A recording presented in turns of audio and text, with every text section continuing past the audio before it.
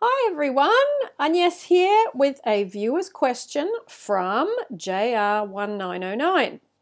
So the question goes like this. First I'll give you the little backup that goes with it. I have recently reached a new feeling of calm for the most part, of simply loving my specific person and seeing them in my mind's eyes, happy and feeling love for them and from them. I do feel as though I have reached the point of wishing their happiness, and I still want them, but I wish for them their happiness more, if that makes sense. In addition, I was wondering whether you'd be able to do a YouTube about this topic and how self-love can lead us to feeling unconditional love for our specific person. In essence, we completely fill ourselves with love and allow this to radiate out to our specific person without the need or expectation of receiving this in return.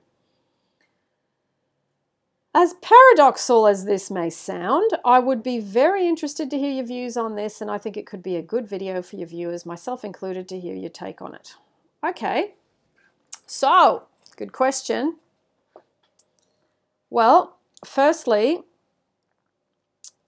I think you go through stages, when you are really in pain, when you've separated from someone or you've been rejected by someone, and you really drop into that real unloved, unwanted, abandoned state of being. And then it takes time, and the amount of time depends on how quickly you get your head around doing your own self-love. If you have access to that knowledge, which those of you that come to YouTube have been able to access it. So the more you do your self-love, the more quickly you rise up in feeling better. And you might go up and down and up and down. But if you continue to do self-love, affirmations, taking care of yourself, what happens is the peaks and troughs get less, and it gets more like this. Not so extreme in the real drop in the negative, and your highs get more, well, you just get more good feeling about life, about you, about other things, and you start to level out, okay? So, you have said here, I've reached the point of wishing their happiness and I still want them, but I wish for their happiness more. Okay, so I think that's when you hit unconditional love. Yes, I want to be with them, but more so because I love them, I want them to be happy. So if you're in that state, I'm just going to get your JR. It is a great place to be because it means you've let go. It means you have got to a place of some level of surrender, it sounds like to me, and you're feeling free from the anguish and the urgency and the you need to love me so I can feel good, which is a brilliant, really, boy oh boy, when you finally let go of all that pain and the feeling so kicked in the guts by someone not loving you, and you can maintain it and do it for yourself, you are then a really good catch to be in relationship with. You are now in an emotionally good state because you've done it for yourself, that you are then able to give to somebody in a very open, earnest, and heartfelt, loving way. Whereas before, not saying for you, JR, but for many of the viewers, there's a thing, I've got to get love from you, I've got to get love from you, or I can't be okay. And that's like that childhood abandonment stuff that we have talked about before. So, let me go back a little bit here. You've said, in essence, we completely fill ourselves with love and allow this to radiate to our specific person without the need or expectation of receiving this in return. So yes, so once you get to that point, you've learnt the big lesson in life about unconditional love, which is you love without conditions. It's not I love you if you love me, or I love you if you're giving something to me, or I love you if you do stuff for me, or I love you if you're in my life, or I love you only if you do certain things and on a regular basis, which I hear a lot. The person needs to ring me every day or contact me every day. And there's this control.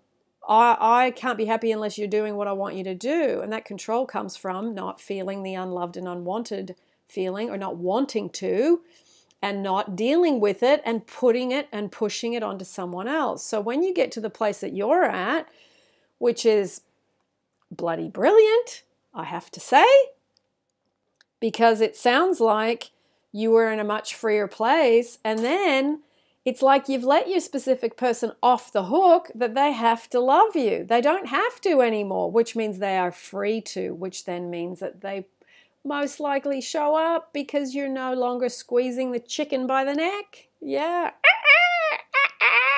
You're not doing that. Probably not quite like that, but you know what I mean. It is literally, that's what we do to people when we're in that state of unlovedness. So when you learn this really important lesson that love isn't over there, and that it's not about trying to get it or being this obsessive preoccupation with they're not giving me, they need to give me more, I deserve better, I deserve more, I can't be treated like that, etc., etc., etc., which comes from that hands-on hips entitlement that we've talked about before. When you've surrendered and let all that go, and your own self-love is in your own hands, and you really do it as best you can every day, get better and better and better at it, you will see you get love on the outside. There is a huge amount of it, abundance of it, from your specific person, from the person at the shop, from the bus driver that drives you to school or to work or whatever.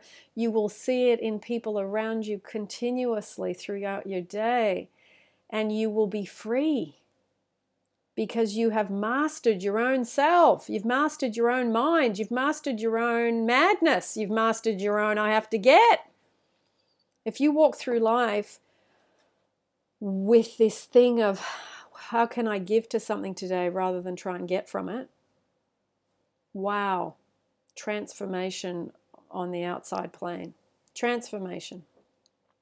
So, JR, really good question. I love a good question. I love breaking down the mechanics of it. It makes me think. I love the fact that you've asked this because I think it is a very great question to ask, especially from the state that you're in. So enjoy it. You've earned it. You've worked at it. You've done the stuff. You've got a mental state that reflects that you've done the stuff. And by stuff, I mean law of attraction, Neville, scripting, whatever you've done on a daily basis. But it sounds like you've got a good daily routine. If you want to share what your daily routine is down below, JR, I'll pin it at the top comment so people can actually see what you're doing to get into this place that you're in, because I think you really have got a good foundation. You've got a really good foundation, and it's wonderful, really wonderful to hear when someone's got a good basis for self-love and they can set their specific person free mentally, and when you get to that place, it's like, wow, the next sort of 2 or 3 months will be really interesting to see what unfolds for you. Lots of love. And I will see you in the next one. I'll put the viewers' questions playlist down below for those of you that want to listen to other ones, because a lot of the viewers' questions are about a specific person. And I've done a lot of meditations on a brand new meditation channel. It's probably about 4 months old now, and I know many of you have not seen it yet. So all the meditations have got music, and they're, balanced and fixed up properly by a viewer on the channel that does that for me now. So I will put the link to the guided meditation channel only, which is a separate channel to this, for those of you that want to do self-love meditations with music, combination meditations, first best, self-love, specific person, also ones to feel good enough, all of these specific topics. There's some for money, there's some for losing weight, there's some for how to revise in a relationship. There's lots of really good topics that we've been doing, Skywalker and I. Some are just me, some are Skywalker, and some are us as a duet, like they used to do in the 80s. All right, lots of love.